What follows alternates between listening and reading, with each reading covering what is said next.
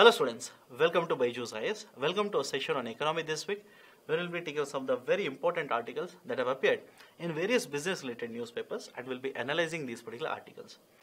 This particular video, I've chosen the time period from 28th of December 2020 to 3rd January 2021. And the articles that I've chosen are from Business Line, Hindu, Business Standard, Indian Express, Live Mint and Financial Express. The first article is with respect to Swiss Challenge. Now, what is given in the article? Let's understand that first. One of the financial companies in India, or financial service provider in case of India, DHFL, very recently has been dragged to insolvency resolution. And the article basically discusses the proposal of a Swiss challenge in case of the insolvency resolution. Now, what has happened is there was a request for a resolution proposal or resolution plan which was put forward by Committee of Creditors. That is basically asking if anybody wants to put in a resolution plan with respect to this particular company. The Committee of Creditors has asked various companies. So more than 20 such bidders have come forward and have proposed a resolution plan. Now one of the advisors to the Committee of Creditors has basically recommended, why don't we go for a Swiss challenge plan or Swiss challenge model? And the Committee of Creditors have basically said, no, we are not going to opt for that. Why? If I go for a Swiss challenge model, then earlier when I put for RFRP, more than 20 bidders have already come forward. I did not basically put in the provision for a Swiss challenge model in the RFRP.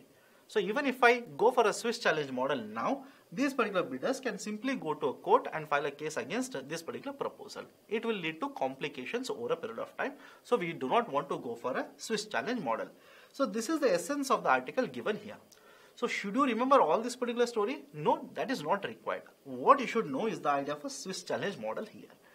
Just to come to this particular idea of a Swiss challenge model, I had to give you the whole story or a background to this. Now what is this idea of a Swiss challenge model? Please understand this, especially in case of a Swiss challenge model, what happens is this. Government does not call or does not solicit any kind of a bid. Is it okay? Generally, you will discuss a lot of concept related to Swiss challenge model in case of a public-private partnership, PPP. And just a point to note here, one of the committees which was set up by Government of India, Kelkar Committee, to recommend a revival of a PPP infrastructure projects in India, has opposed the idea of a Swiss challenge model. Many of the states in India, even today, follow the concept of a Swiss challenge model itself. What is the idea of a Swiss challenge model? Under the Swiss challenge model, government does not solicit, nobody solicits or asks for proposals under this. What essentially happens is, imagine a situation, you are the government, there is one infrastructure project, you are operating the infrastructure project. Now, I am a private company, I will approach you and submit a proposal with respect to operating this particular project. And in this proposal, I will basically tell you, give me the right to operate this particular project, hand over the project to me, and I will provide so much of revenues for you. So you have not called for the proposal, you have not solicited for the proposal. I myself voluntarily have approached you. That is the essence of a Swiss challenge model. Now once I have approached you, given the proposal, will you accept it willy-nilly? Absolutely no. What you will do is basically take the proposal, publish it, put it in the public domain and ask if there is any other service provider, any other private sector company who can match, who can better this particular proposal. Is it okay? Right? I can understand the logic here. I have given the proposal to you. You are the government. You are basically asking the public now, is there any other service provider who can match my project or who can better the project? If there is any other company, right, who can match me or who can give a better revenue for the government, then basically government will accept the second proposal. This is called as a Swiss challenge model or unsolicited bid model. So again, a point to note here, Kelkar Committee has basically objected to this and has stated governments should not be going for a Swiss challenge model. This is being discussed in this particular article. Next, the concept of resilient supply chains. The article basically says that one very important lesson, apart from all the other most important lessons that COVID has taught us or a pandemic has taught us, is to develop resilient supply chain systems or pandemic resilient supply chain systems. Essentially what the article says is, with the onset of the pandemic, the Chinese economy got affected And since China is a dominant supplier to many other countries such as Japan, such as India, the supply of these particular components, supply of raw materials also got affected. Take the example of India. In case of India, automobile sector is heavily dependent on imports. 27% of the components actually are imported from Chinese market itself. If you ask me why does India import so much of components from China, one article basically says despite importing these particular components, paying taxes, then incurring higher duties which are imposed by the government, then incurring the transportation cost, even after that, these particular components are somewhere in the range of 5 to 12% cheaper than the components which are present in the domestic market itself. So, automobile sector is heavily dependent on these particular inputs. Not only this, second, in terms of pharmaceuticals, it is said to be fourth largest market in Asia. Despite being such a large market, it is 80% dependent on imports. Some of the exporting countries are China, US, Germany, Singapore, etc. So you can imagine the heavy dependence on the imports in the pharmaceutical industry. For example, it is heavily dependent on active pharmaceutical ingredients, APIs, which are imported into India from China. Third, in case of electronic sector, this particular industry is estimated to be worth $120 billion in the financial year 2019, and it is estimated to grow to $400 billion by 2025. But despite this value of the industry, huge amount of imports actually flow into this particular industry from other countries, especially from China. So this article basically says, if India wants to achieve a huge amount of productivity in the coming days in these particular sectors, you cannot continue to be heavily dependent on the imports from other countries. Whenever there is a pandemic of this particular nature, the supply chains got disrupted. The exports from China, which were imported by Indian industries, got disrupted. As a result of this, many of these particular industries were affected very badly because of the pandemic. Hence, basically what the article says is, there is a need for India to develop a resilient supply chain in the coming days. For example, they have considered the case of Japan. Japan over a period of time invested billions of dollars to develop the industries in China. They have invested heavily in some of the companies in China. Having said so, they also have strategically developed a strategy, China plus one strategy. That is essentially, rather than depending only from the imports from China, they also have developed some other countries or markets from which they are sourcing the imports. And very recently, they have launched a program wherein they are incentivizing the companies, that is the Japanese companies, to relocate from China into other countries. In the phase 1 itself, more than 89 Japanese companies have taken incentives which are given by the Japanese government and have relocated from China into other countries. For example, the article says that 57 of these particular companies are relocated to Japan itself, 30 to Southeast Asia, and some to India. That is, only 2 companies have relocated into India. Not just only this, even the SMEs, small and medium enterprises, have chosen to relocate to Southeast Asian countries such as Vietnam, Thailand and Malaysia, not to India. So these are certain very important points which are mentioned here. Now what is the way forward? The article basically says, very recently there has been the initiative, that is a supply chain resilience initiative, which has been basically started or launched by 3 very important countries, that is 1, Japan, 2nd, India, and the 3rd one is Australia. These are very important for a particular reason. First, with respect to Japan, as earlier mentioned, Japan has invested heavily in companies which are located in China. Because of the pandemic which affected Chinese market, the supply of exports, the supply of certain very important components to Japan also got disrupted. As a result of which, companies which are located in Japan were also affected by this. Hence, they want to develop a pandemic resilient supply chain initiative or a supply chain system as such. Second, in terms of India, China on one side talks of peace with respect to India. On the other hand, has not been willing to provide a more market access to Indian exports into China. Basically, it has been negotiating with India on different fronts, But over a period of time, the trade deficit between China and India has been very large. Even today, it is somewhere in the range of around $50 billion. And in recent times, China has been using other countries to route their exports into India, because India has been closely monitoring these imports from China and has been imposing tariffs on these particular imports. Now, in addition to this, the article also mentions that there is very close linkage between the trade as well as security. Both cannot be basically broken and cannot be considered individually like this. The article basically says, in recent times there has been increasing weaponization of a trade. This is a very important statement. In recent times there has been increasing weaponization of a trade, and especially a country such as China has been using its trade relation to make other countries follow its interest. For example, in case of Australia, very recently Australian government called for a detailed investigation with respect to the origin of the COVID-19. Against this particular demand, Chinese government has imposed a huge amount of restrictions or tariffs on exports which are coming from Australia into China.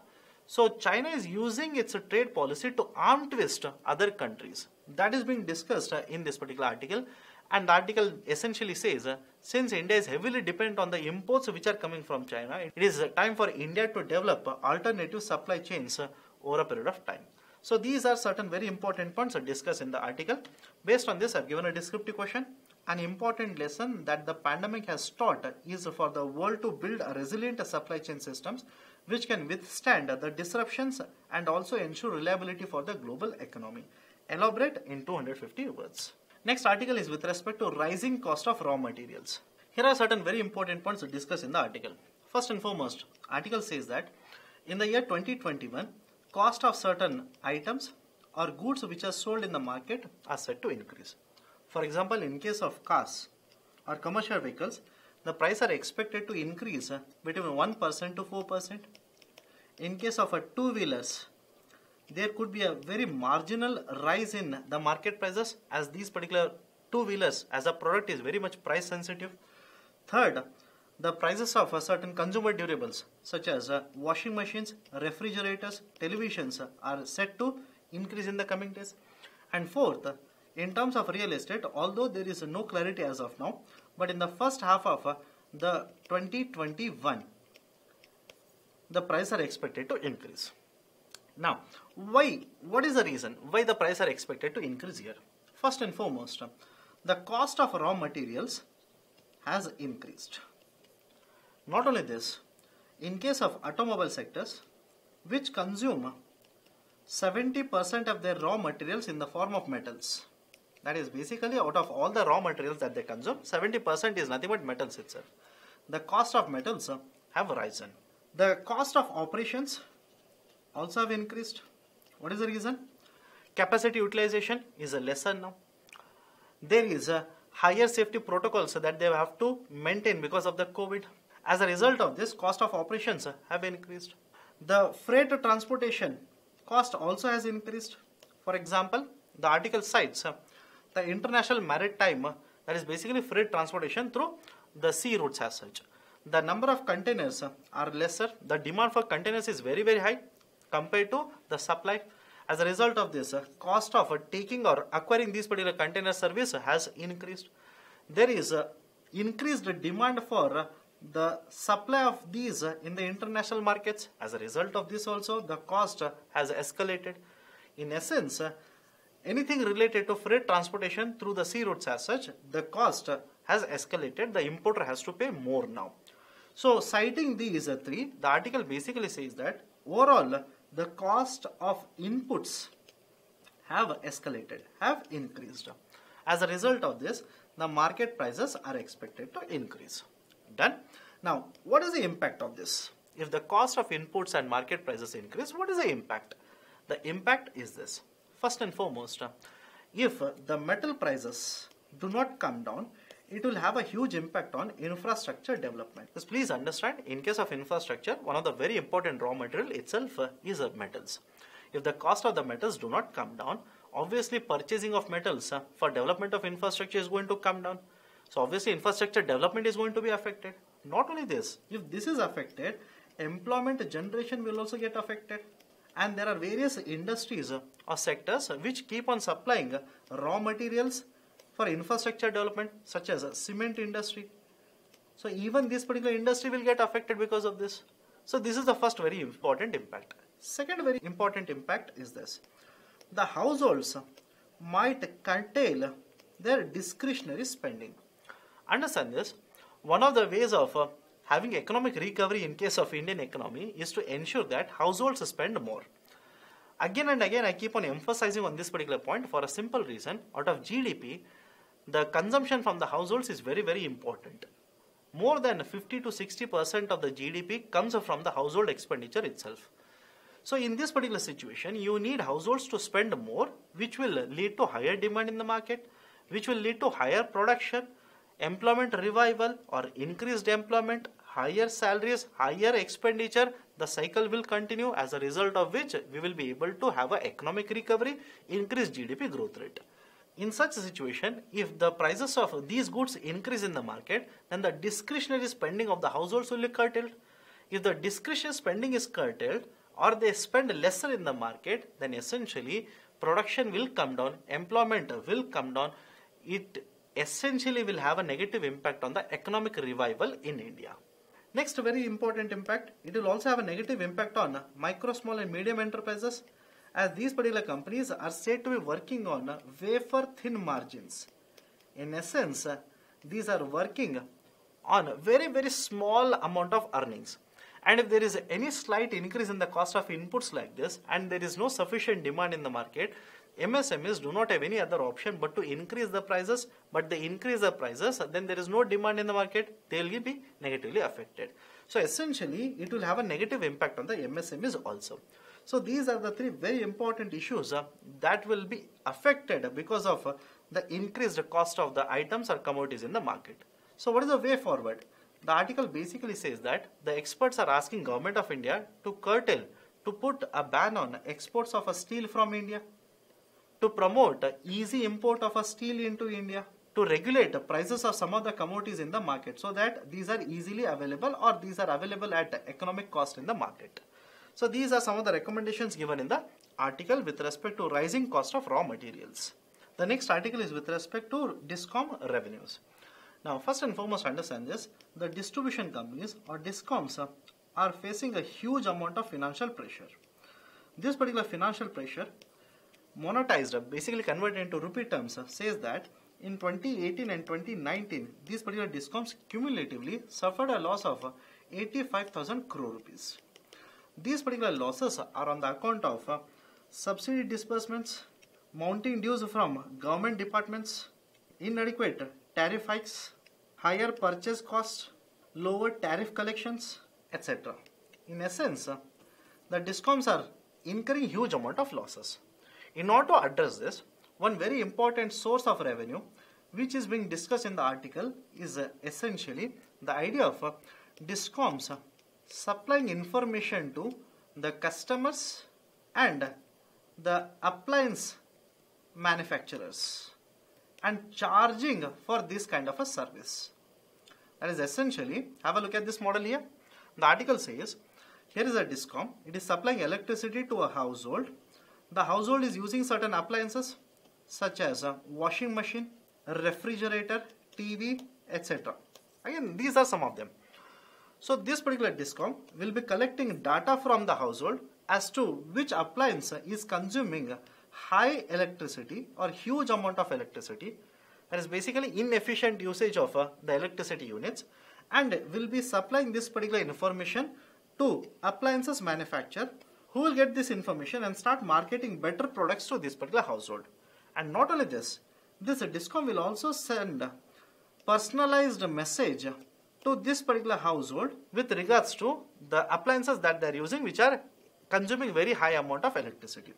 So this is a new model which is being discussed and which can be very important source of revenue for DISCOMs in the coming days. Now this will be implemented in addition to replacing millions of traditional meters with smart meters.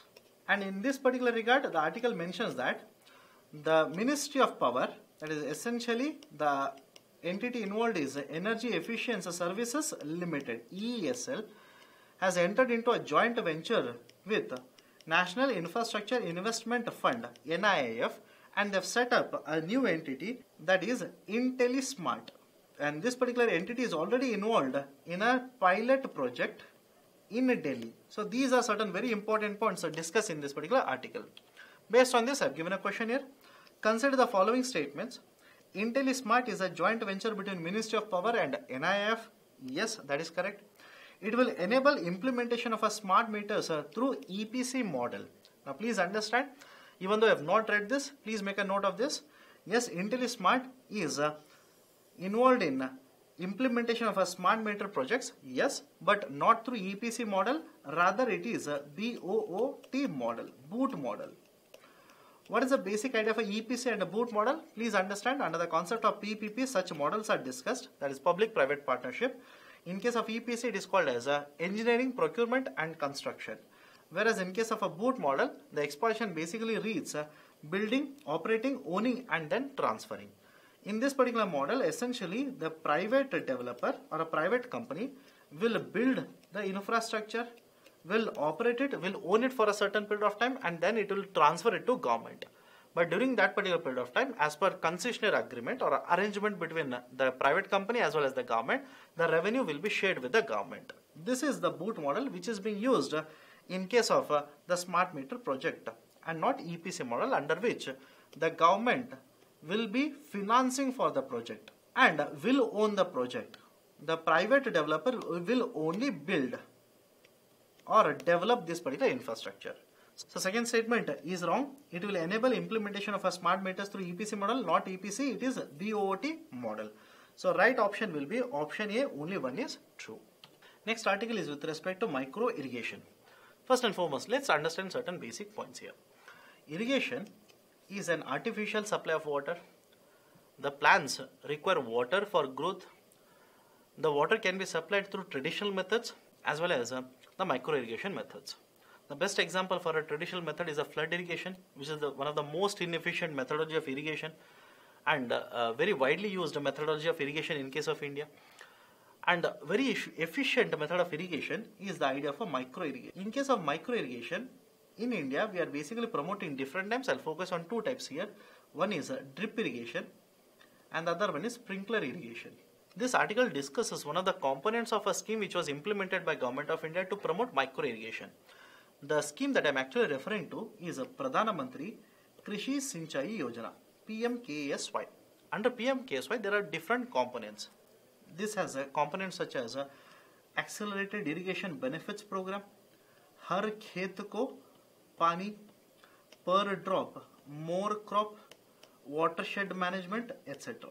And out of these particular four components, this article basically takes up one very important component, that is the third one, Per Drop More Crop. Very recently, the Parliamentary Committee on Water Resources is basically looking into implementation of this particular component under Pradhan Mantri Krishi Sinchai Yojana. Because please understand this, 89% of the total groundwater that is available in India is used for cultivation, that is agriculture purpose. Remaining 10% plus is used for domestic use or household purposes and other domestic users.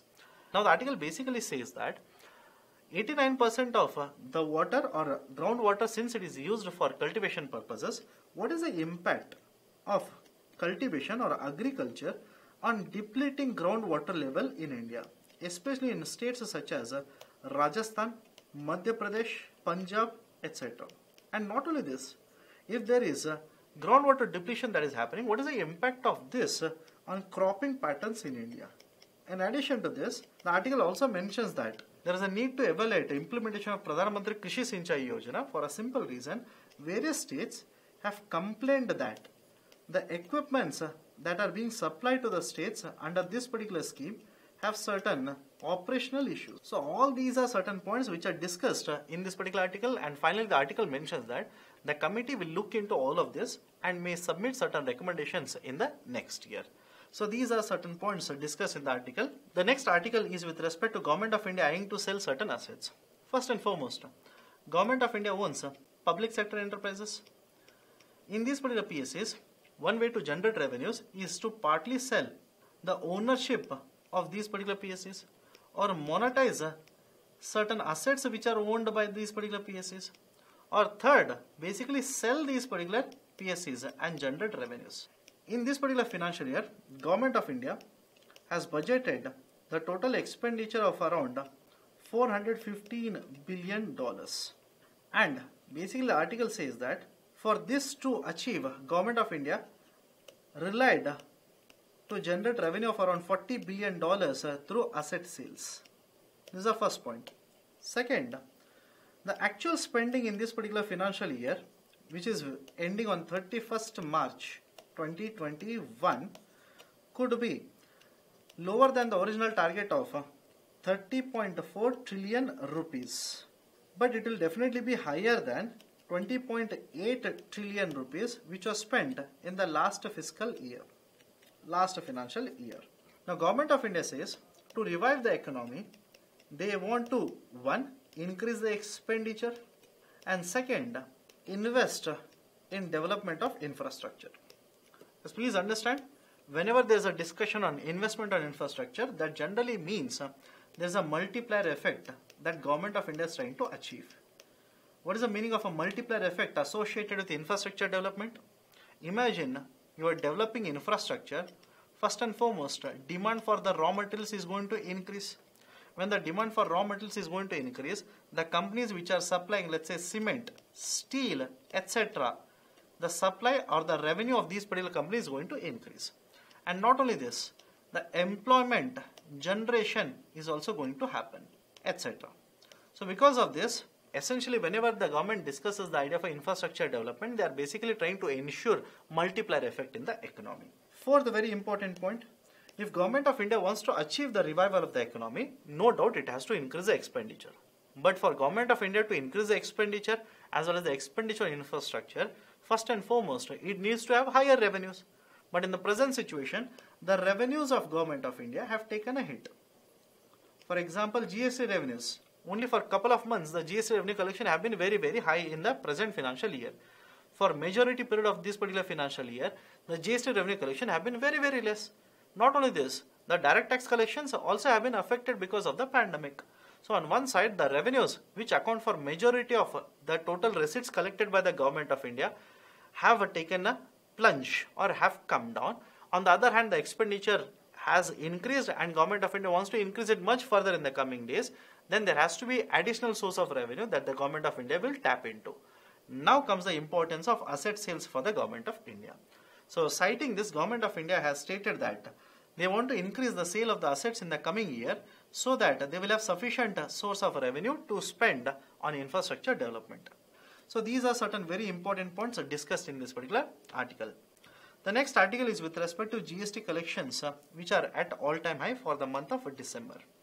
First and foremost, please understand, GST collections for the month of December have stood at more than 1.15 lakh crore rupees.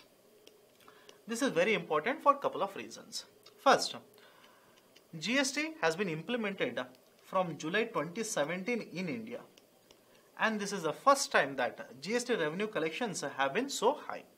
So this will be the highest revenue collections for a month since the implementation of GST. That is very important point. Second, the GST revenue collections in this year have been affected definitely because of the pandemic. And even before the pandemic, there was certain effect on the GST revenue collection because of the slowdown in the Indian economy. But in this particular year, starting from the month of April, for which the GST revenue collection was somewhere over 32,000 crore rupees, in the last couple of months, that is specifically for the month of December, November and October, the GST revenue collections have been higher than 1 lakh crore rupees, which is a very good indicator for the economy for a simple reason. GST collection is higher. It simply means the consumption of goods and services in the market is also higher, which is a very good indicator of revival of demand in the market. And this revival for demand is very important for recovery in the Indian economy. So various experts, including Government of India, are basically saying that GST revenue collection is an indicator that Indian economy is recovering. But various experts also have stated that this could be because of the festival sales. This could be because of the pent-up demand. That is basically because of the pandemic, the demand for goods and services was lesser in the months preceding these particular months. And since the pandemic has been eased, the impact to a very great extent is curtailed now. The households are increasing their discretionary spending. Since they did not spend during that particular period of a lockdown, now they are spending more. That is basically the idea of a pent-up demand. This could be the reason that the GST collections have improved. So these particular people or experts are saying, please wait for some more months, because it will be much more clear whether this is because of the festival sales as well as the pent-up demand, or it will sustain right for a longer period of time. But anyways, Government of India is saying that this particular number is very good for a simple reason. Even today, certain sectors or some of the sectors are experiencing impact of a lockdown. Despite being under lockdown and experiencing the impact of the lockdown, if the GST revenue collections is very high, that's a very good indicator for the Indian economy. So these are certain very important points with respect to GST collections for the month of December. Next article is with respect to RODTEP. RODTEP basically stands for Remission of Duties or Taxes on Exports of Products. First and foremost, Government of India over a period of time has implemented various schemes to promote exports. One such scheme was MEIS, Merchandise Exports from India scheme. Under this particular scheme, Government of India provided incentives to promote exports, and this particular scheme was opposed by USA, which filed a complaint against this particular scheme or against India at WTO, and WTO has asked Government of India to withdraw this particular scheme along with many others, which are basically export oriented or the schemes to promote more and more exports from India to rest of the world. Now coming to the most important point here, Government of India has basically announced that MEIS stands cancelled or stands withdrawn from 31st December 2020. So basically post 31st December, that is from the 1st January 2021, the incentives that the exporters would be given under MEIS are not applicable. But understand this, Government of India has stated that there is a new scheme, that is RODTEP, which has been proposed by Government of India a couple of months ago, which will be replacing or which will be implemented in place of the MEIS scheme. But more importantly, Government of India says RODTEP will be much better compared to MEIS on multiple fronts. RODTEP will cover all the exports. That's the first very important point. Second, RODTEP will provide remissions on all the input taxes which are paid in the market. Understand this?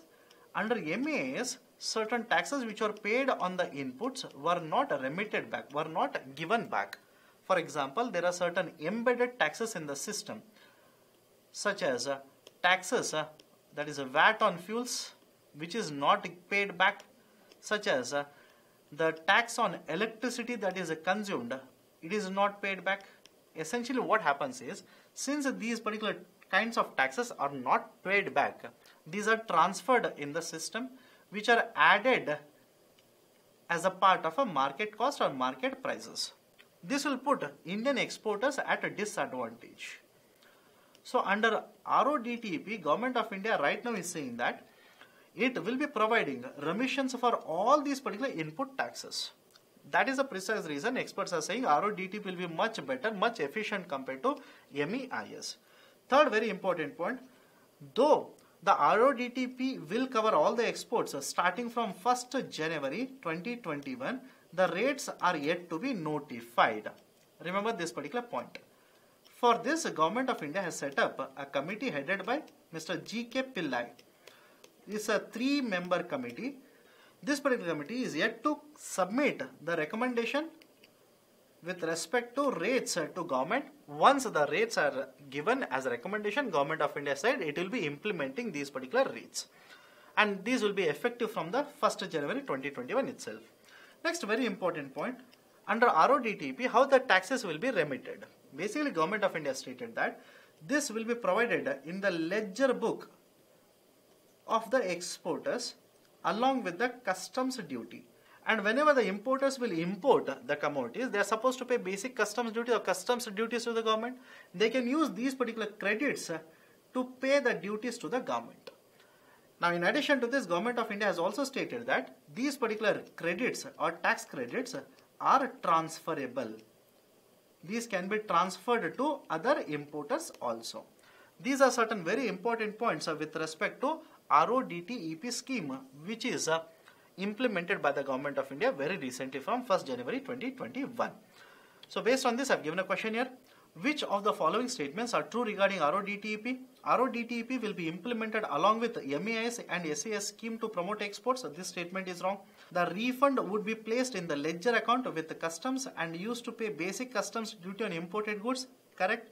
These credits can also be transferred to other importers. Correct. So right option is option D, 2 and 3. So these are certain very important articles as well as the questions related to these particular articles for this particular time period. Thank you. Have a good day.